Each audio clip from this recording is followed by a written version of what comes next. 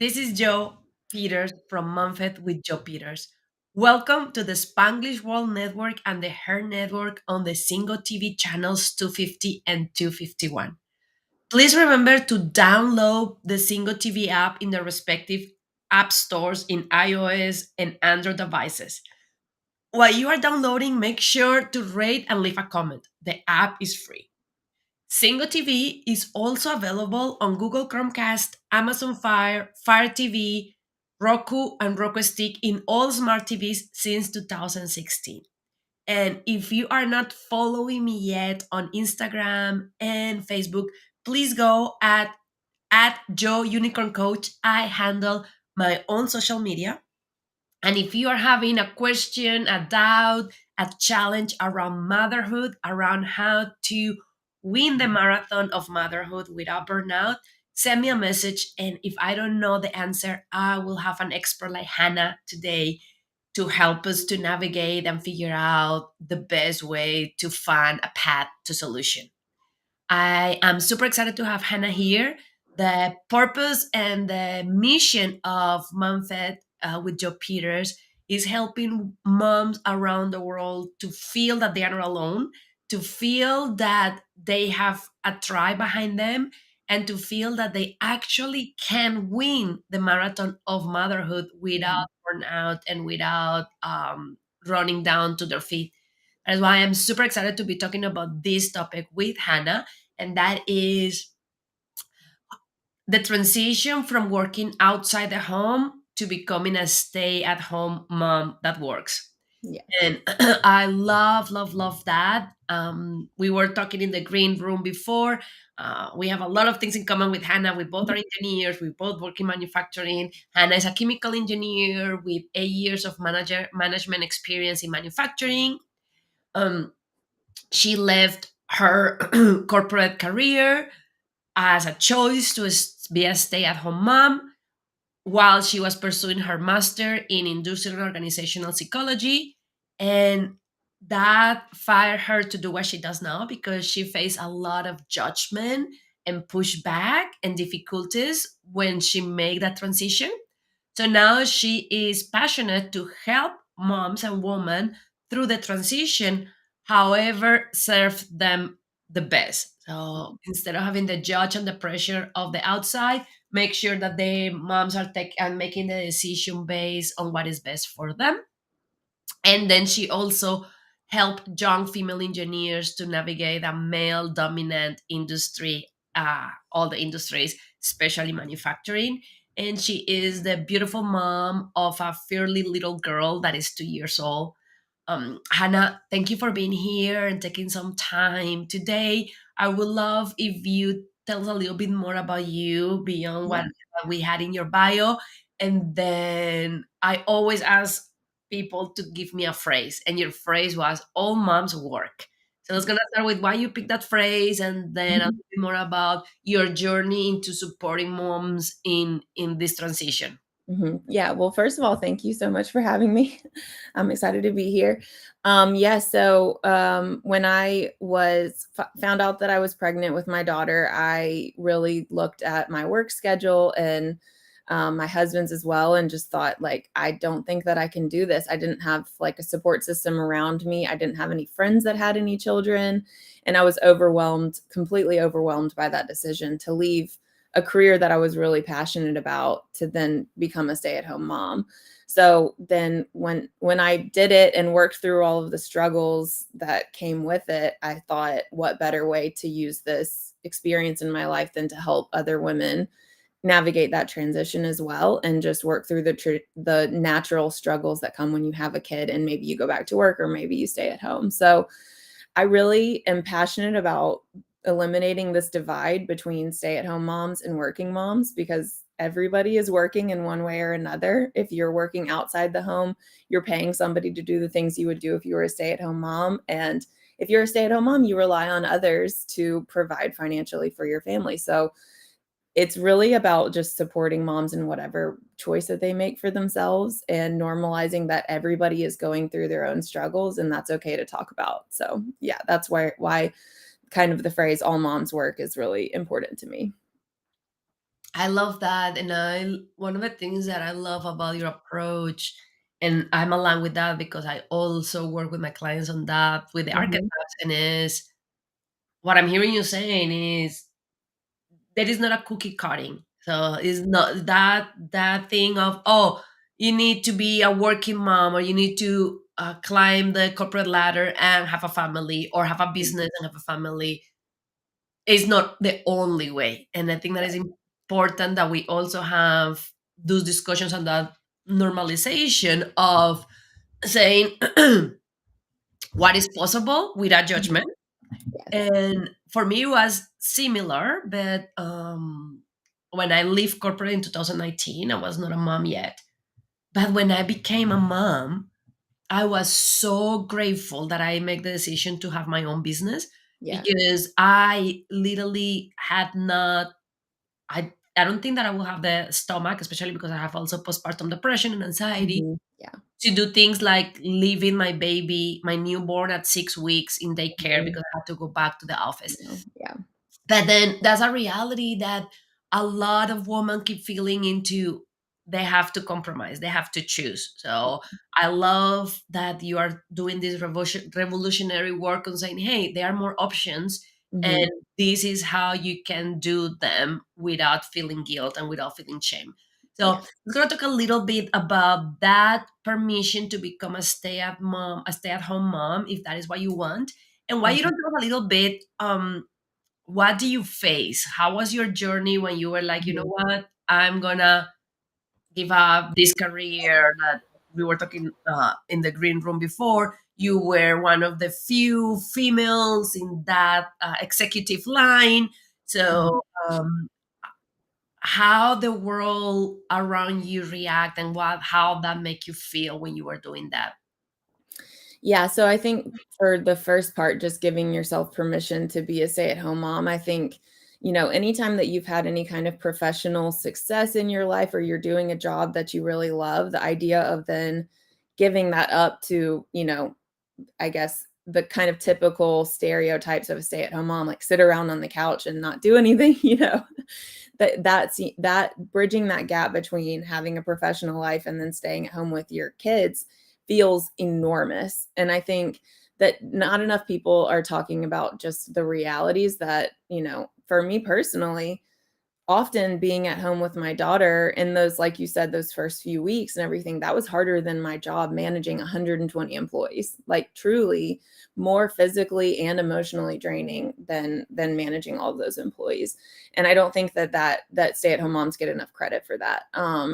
Especially when you're talking multiple children. I only have one, so I cannot imagine what it's like to have multiples at home. So um, but yeah, I think the biggest thing for me that was the most difficult internal struggle was just that I had had a lot of professional success and I was regularly getting validation from those kind of extraneous things like, solving big problems, saving money, hiring a great candidate, whatever it was. And then I went from that world to staying at home with my daughter, where my husband's working full time and is gone a lot, and it's just me and her, and she's not telling me at 6 weeks old that I'm a good mom or anything like that. So it was really a struggle for me to switch from all of this external validation to really finding my value and worth within myself. That was, I mean, by far the biggest struggle that I had with that transition. And then, on top of it was just the societal pressure that I felt like that I had given up this huge thing, that I had given up being an engineer and being a manager to stay at home with my daughter. And I felt really insecure about that. So, for the first probably 6 months of staying at home with her, anytime anyone would ask, I would say, well, I'm getting my master's, but I'm also like staying at home. Or I, would do this side hustle job and like say that first. And then eventually over time, I realized like, no, this is hard work. I'm doing, and it's valuable. And, and not everybody can do it. And I'm privileged to be able to take the time off to be able to stay home with my daughter. So that's something that I need to learn to be proud of. So even when I didn't feel it, I started just saying, I'm a stay at home mom. Even when I didn't want to lead with that, I just started owning it. And that really helped kind of just change my mindset to realizing that valuable work. It's worth it, and ended up being something that I was actually like really proud to have on my resume. So, And I love that. And thinking about normalize, especially mhm, on the US, because we are so behind everybody else. I yes. was in a conference and it's a female owned company. Mhm. And then one of the executives was sharing, and she was like, "Oh my God, I had such a amazing, generous maternity leave." Mhm. And then after that, she followed with is 12 weeks. And I just Yeah. crunched my teeth because that Mhm. show how screw up for moms things are in the United States. Yeah. Like, of course, when you don't have anything, 12 weeks is generous. Right. But being a woman-owned multimillionaire company, that is not the standard. The standard Yeah. is in countries like Canada, countries in Mhm. Europe, where the maternity leave is 6 months, 12 Right. months, 18 months. Yeah. And then those 12 weeks start becoming just the minimum. Mhm. One thing that you make me think about when you were talking is um, that I keep saying it is what it will look like if we start saying like, oh, I am the CEO of my household. Yeah. Because that is exactly what we are. Like I Yeah. keep telling my moms, like when we are talking about how moms feel guilty about hiring a coach or hiring a mentor or investing in programs, say our job as mom Mhm. is the hardest job in Yeah. the entire planet. Yes. And we actually see CEOs and athletes, and they have a team and they have coaches and they have support to the point that if any of them show up and say, oh, I don't need the support anymore, we all will be worried. And Yes. our job as moms is harder than them, but society, and because of society are brainwashed, we tend to think that we have to figure it out all by ourselves, that Totally. we should know better. Mhm. Yeah. I relate to that so much just because I can remember those early days of when first my paycheck kinda stopped coming. Obviously, I was a stay-at-home mom, and I stopped feeling like I could invest in myself, even in the small ways, and this wasn't anything that my partner had done to make me feel this way, but I stopped getting my nails done. I stopped going to therapy like I had been before, all of these things because I felt like I'm not bringing home anything financially, so I don't deserve to spend that money outside the house. And really what it did was put me in a position of being completely burnt out because I hadn't taken care of myself in 6 months. And I think like just and I was actually talking to a friend recently who's a stay-at-home mom, and I loved this so much. Her husband pays her a salary, like, because she's like, "I'm working, I want my own money. I'm literally on my feet with these kids for 10, 14, 16 hours a day. I deserve to have a salary to be able to spend that however I want." And I just applaud that so much. I think that that's so empowering for her to make that happen for herself. So I And was it's really very very aligned with what we were talking about the CEO. yes, When you are seeing yourself as the CEO, it's not like, oh, I'm just because that is the other thing is we hear all the time, yes, I'm just a stay home yes, or I'm just a staying home. But instead it's like I'm the CEO. I keep this house running. yes, And that is huge. Now let's gonna talk a little bit about that division mhm, between working moms and stay at home moms when in reality we all are working. There's either you are working outside home or you are working in the home. But let's go talk a little bit about that division that you see and what we can do to start eliminating that division and supporting each other as moms better. yeah, and I think it's definitely, perpetuated by the media, just things you see on Instagram, Reels, and everything like that that's always talking about, just what a stay-at-home mom life is like versus what a working mom life is like, and there's no doubt different struggles between the two of them. I think what's important to showcase is the fact that just because the struggles are different doesn't mean that they're not magnitude wise just the exact same how they show up. So, a working mom may feel guilt because they miss bedtime because of a big project at work, whereas a stay-at-home mom might feel guilt that they went to college and got a degree, and now they're sitting at home with, making sensory boxes and snack time 1,200 times a day, feels like. So I think just that gap exists between, it's like, who has it harder? What is this, and none of that even matters, I think, is like the real point that I want to like put out into the world, is it doesn't matter who has it worse. What matters is that both groups need support. And that support might look different, but it's derived from the same thing, which is that we're struggling with the same issues. We have guilt, we have shame around the choices that we've made, and none of that is necessary. So, and also just like to compare it to, like, nobody is asking dads, like, are you a working dad? Like, that's not a thing that people ask. And so why are we asking women those questions?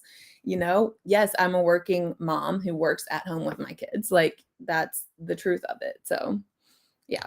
I love that. I'm a working mom that work with my kids. And Yeah. then you're right. And then it's part of that support. There is something. I was coming back from Puerto Rico this week. And there was something really fun.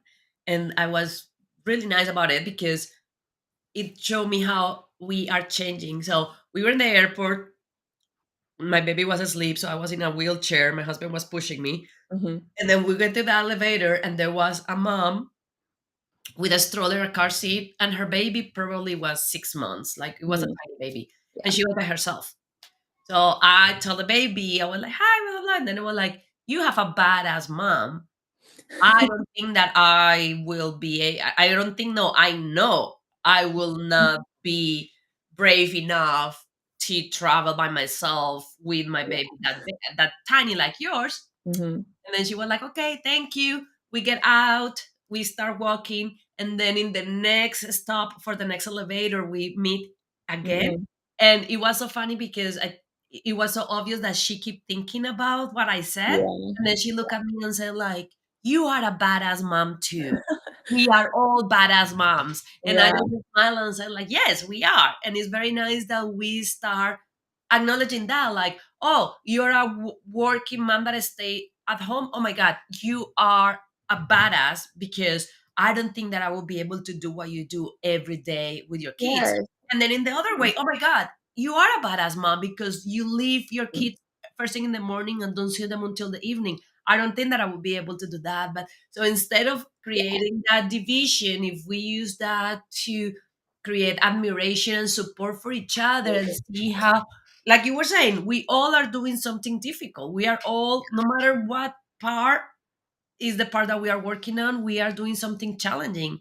Yes. Um, Yeah, I think, like, I love just the idea of, like, celebrating a mom for the choices that she's made instead of questioning them, like, and that division between moms goes down till the minute you give birth to them, is it C-section or, natural delivery, vaginal birth, whatever, like, and then bottle or breast, and then there's, school or stay at home, all of these different things that we're putting moms into categories for the choices that they made. And I'm just you will never find me asking a mom or judging them for the decisions that they've made, because everybody does something different. It's because of their personal backgrounds, like whatever it may be, and I'm happy to support them in whatever way that they choose.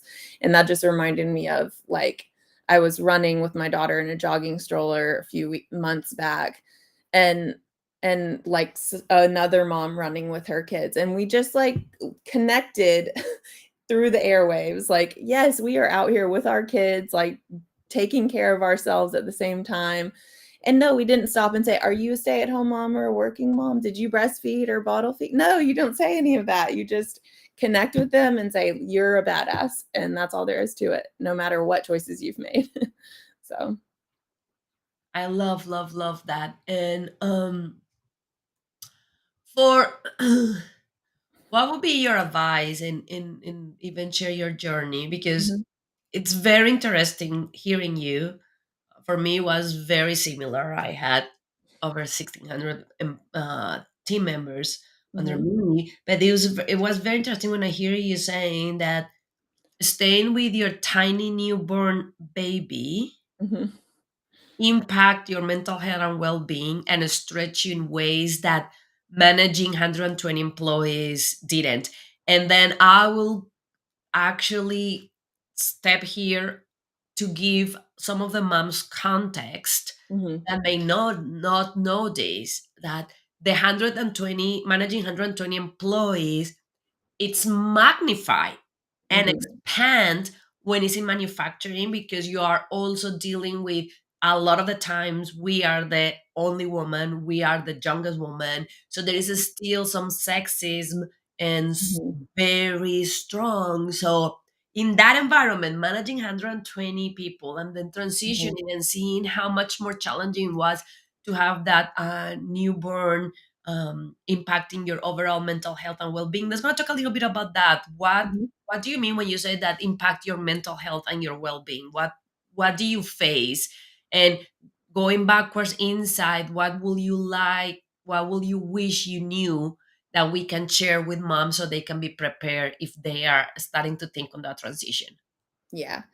Yeah, so when I was in the manufacturing plant, like I said, my team was 120. I had 2 women on my team, and one was my assistant, and one was a production employee. So, and that was pretty much it. And I was the first female that had ever reached the position that I was at, department manager. So, when I first got into that role, there was a lot of pushback about me not being inexperienced, too young, not I hadn't grown up in the ranks, even though it felt like I had ever since I graduated college. So, really just overcoming all of that, was it all fell on building relationships with my employees, and I did that very well. And then towards the end of my time there, it was autopilot. We knew how to solve problems together.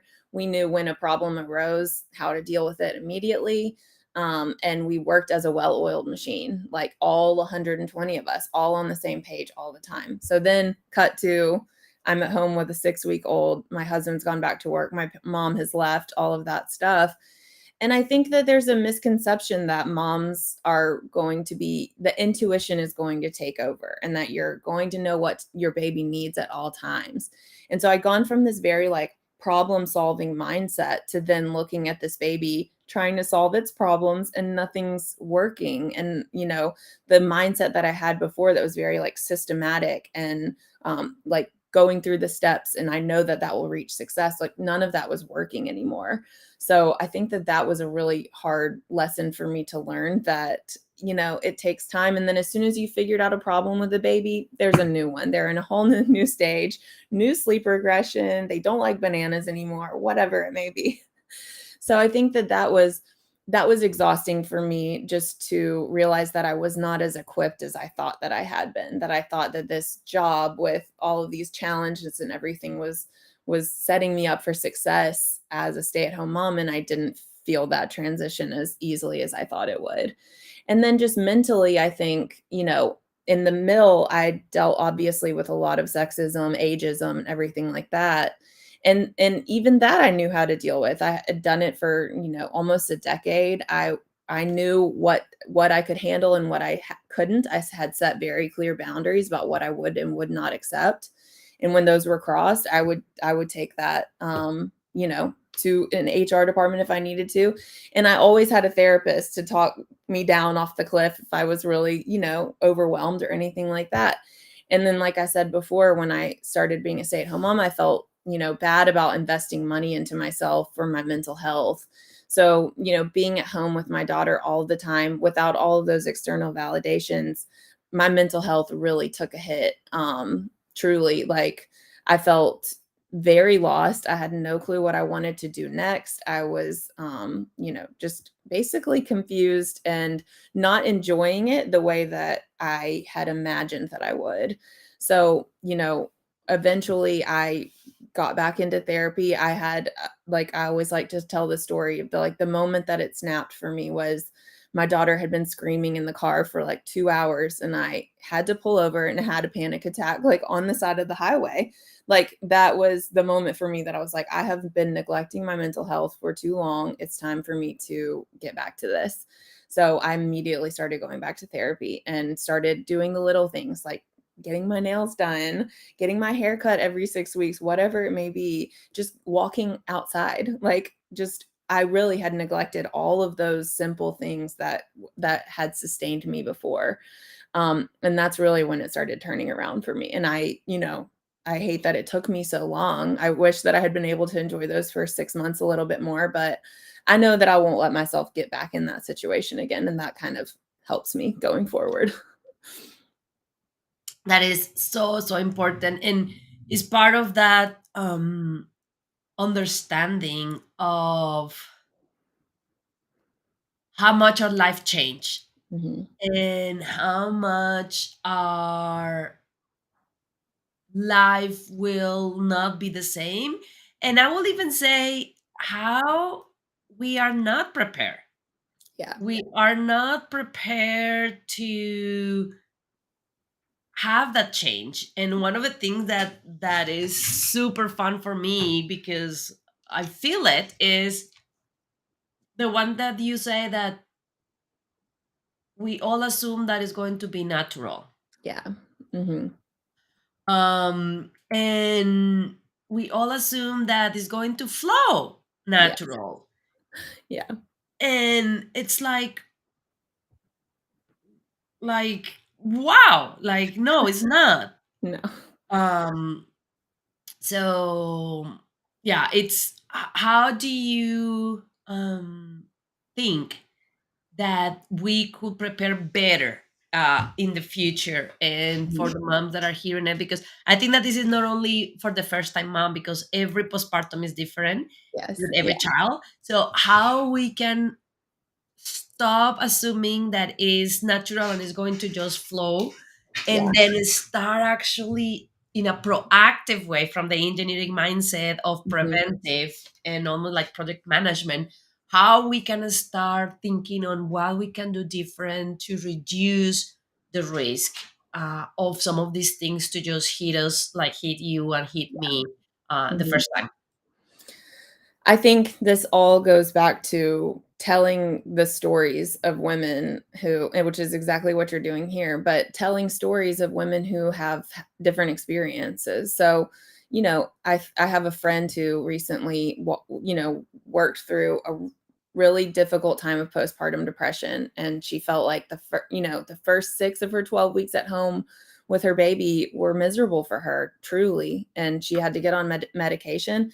And the conversations that we've had coming out of that are, I want to share this story so that when another mom is faced with it, they know that they can get help, and then they don't have to, 6 weeks into or half of the way through their maternity leave, that just then be asking for help. So I think it's really just about knowing what's normal and what's not, and I like to do that through any kind of storytelling that I can, and I think that that's really what's powerful about, I think a lot of this kind of cultural shift in motherhood is going towards normalizing what the truth is about what it's like to be a mom, especially a newborn mom. And I love to see that. And I think that the more that we tell those stories and make it normal for more people, they'll be asking for help and be willing to invest in themselves earlier.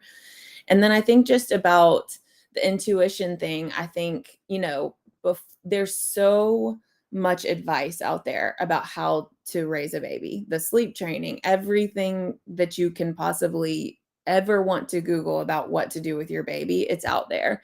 And I think almost sometimes that's an information overload that can kind of keep moms in keep moms questioning their intuition and not sure what path to go.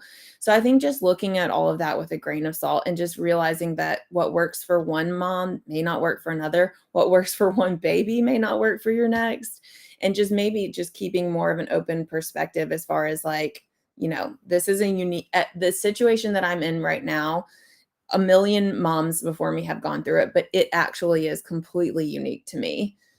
Like whatever is going to work and whatever will not work, that's unique to me. And just being open to try new things. And I mean, the number one thing is find support and community. I think, we talk about this village, like there's a village to raise kids. And it's like, where is this village that everybody's talking about?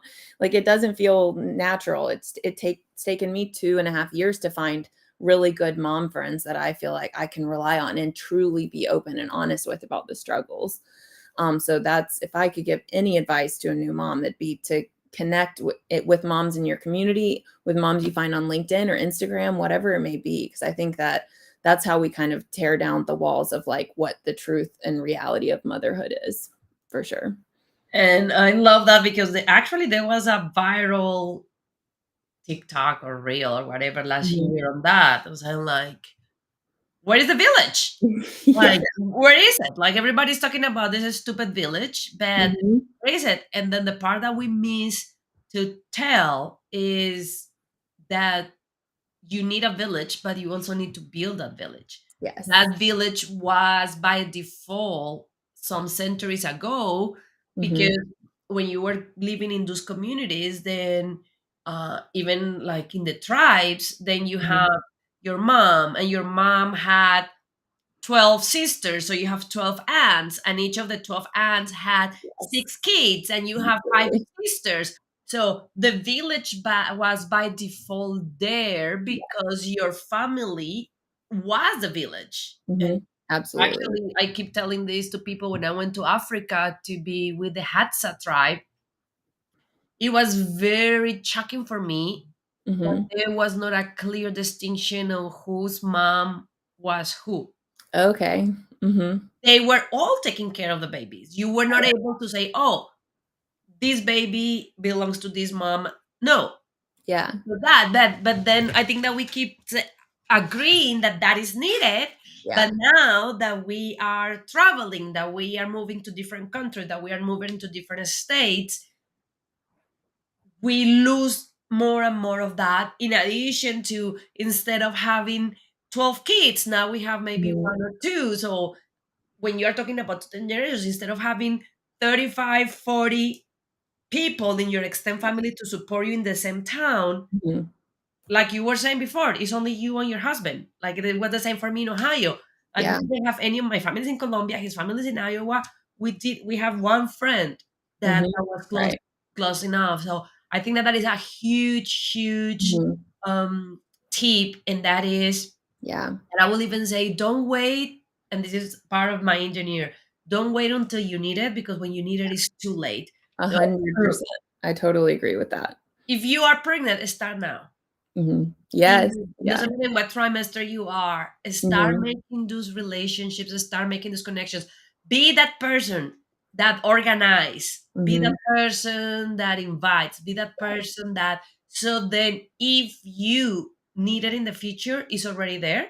And Yes. hey, if you never need it because you are one of those small percentage that goes through birth, postpartum, and everything is perfect, then you will for sure be changing the life of another mom For that is sure. in that community.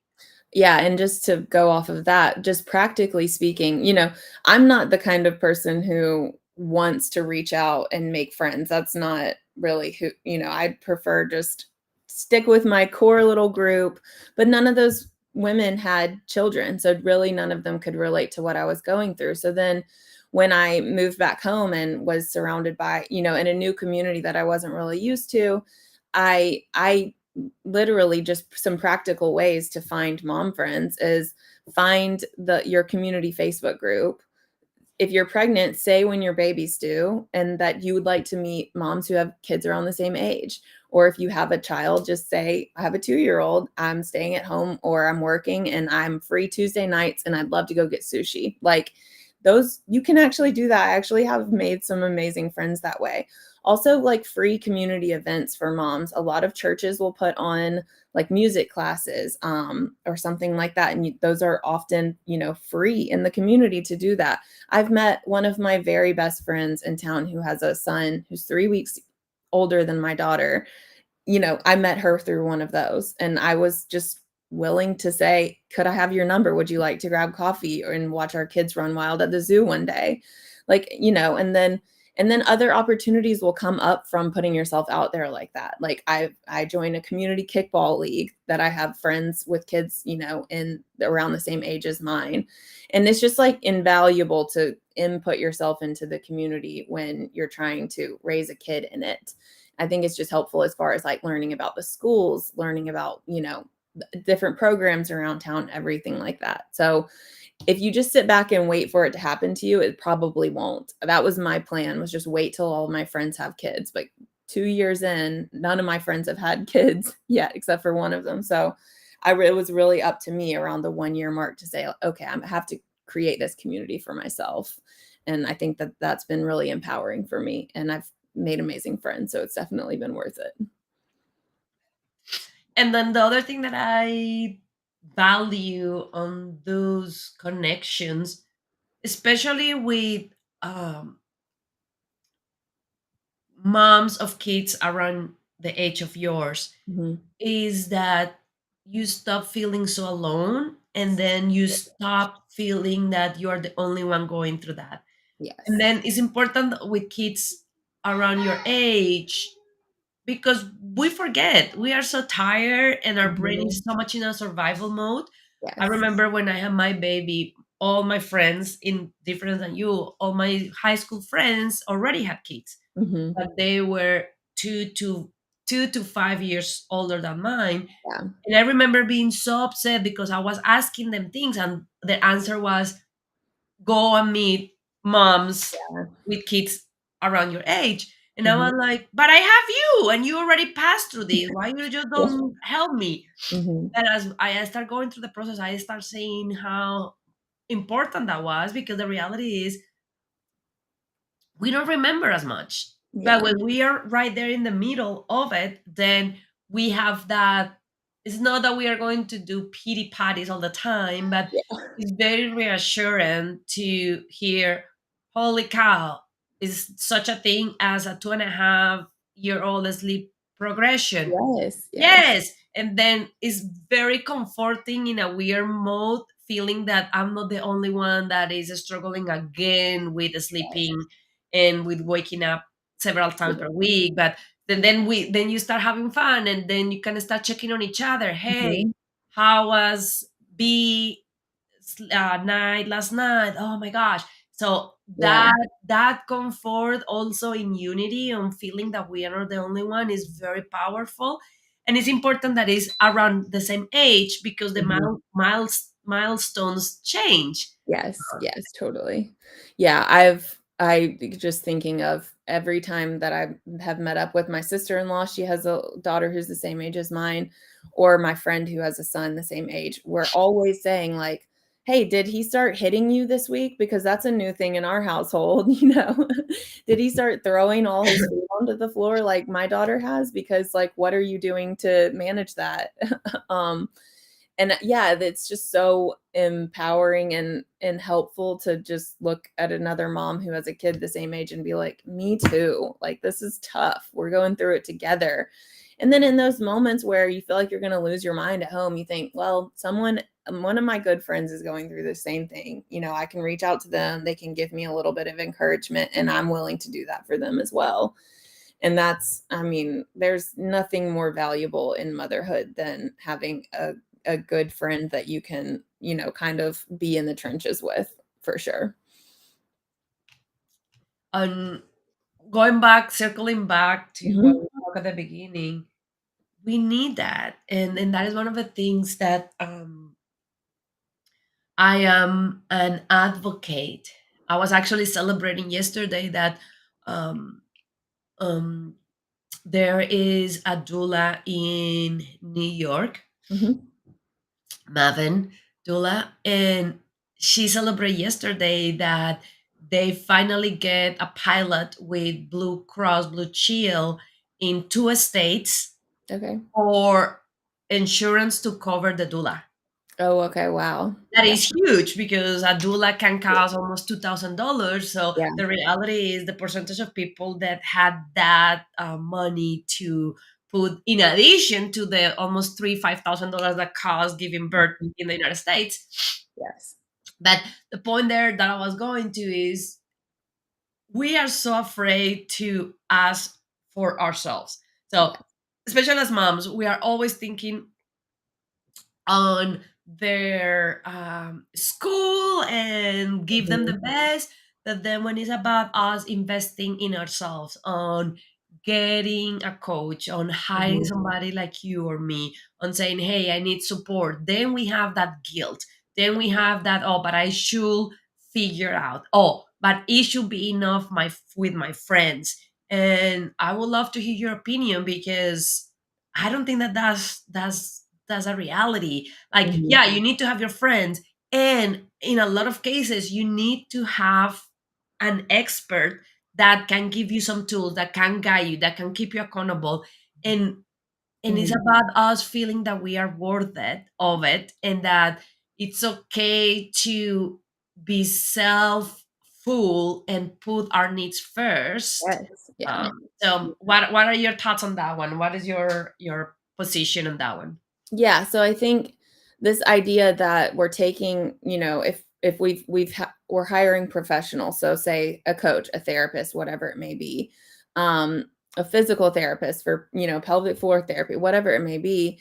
I think that moms start feeling selfish, that they're taking, finances from their family, and then also time away from their kids. And I think both of those things uh, add up to preventing moms from doing those things. And I think that the number one message before I get into the value of those professions is just that you are a better mom when you invest in yourself. So that's literally the equation that you have to ask yourself. Do I want to continue down this path of not investing in myself and being, maybe not as well-rounded or not as mentally healthy as you could be? Or do I want to put a little bit into myself and then show up the best way that I can for my family members?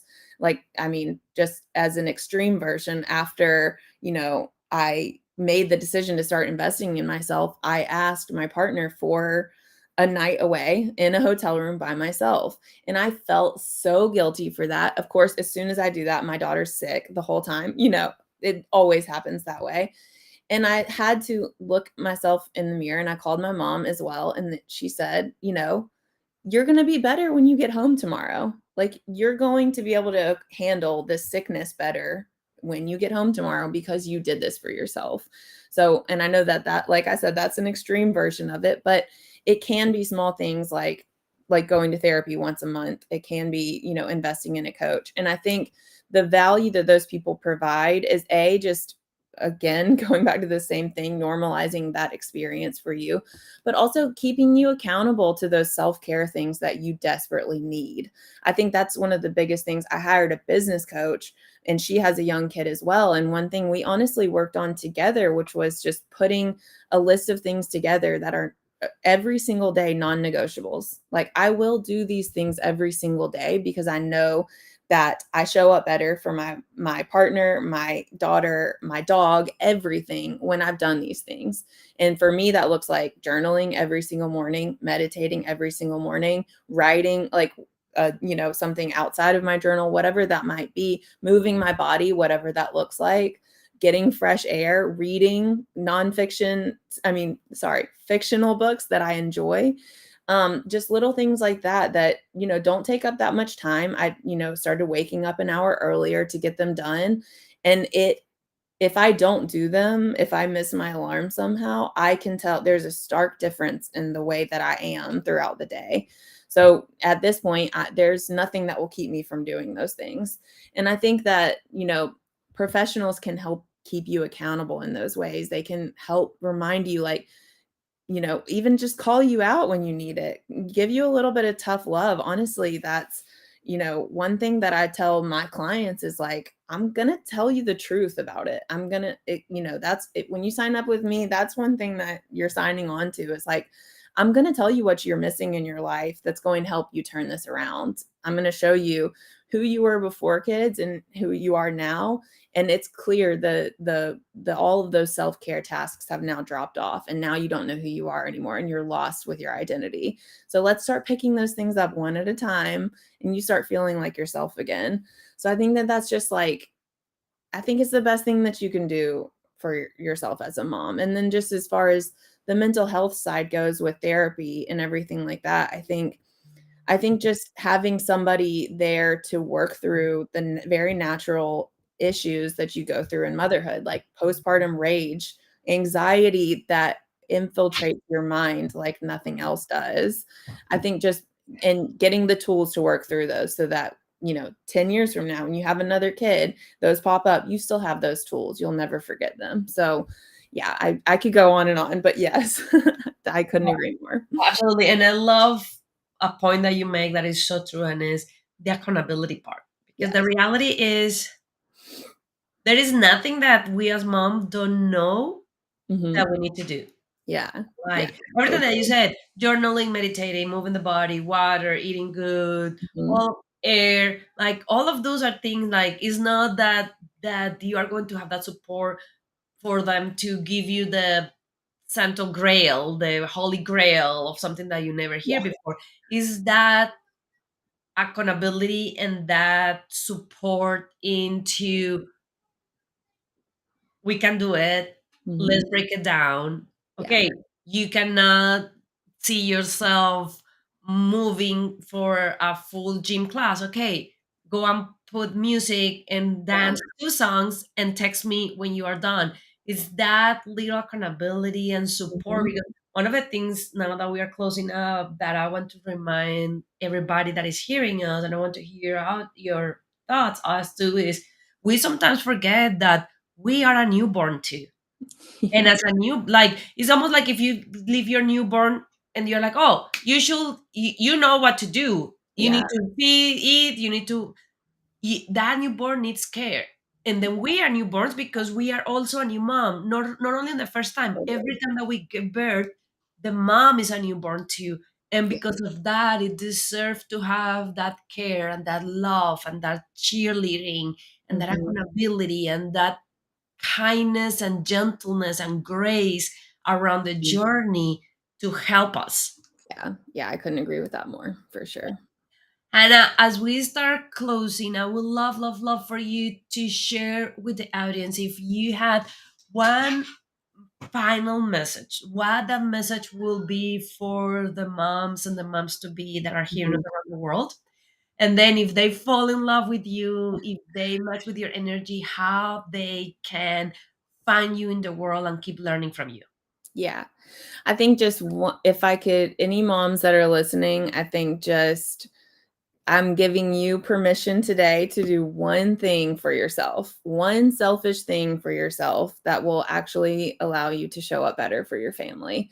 And I mean, and also, find a mom out there and give them that permission too. Find a mom that's struggling or doing really well and encourage them anyways. I think that the number one thing that we have to do is just support the women around us in whatever decisions that they're making, whatever stage of life that they're in. I think there's nothing more powerful than that. Yeah, so you can find me on LinkedIn, Hannah Burns Dunham, or on Instagram at Climbing Trees with Hannah. So, You hear her climbing trees with Hannah. That's super easy. Go mhm, to Instagram and then go to LinkedIn at is in her screen, Hannah Burns Dunham. You can follow her there. yeah, And when you go to Instagram, climbing trees with Hannah, follow her, send her love, send her a note on what resonated from this episode. And while you are on Instagram following Hannah, make sure that you are also follow me at Joy Unicorn Coach.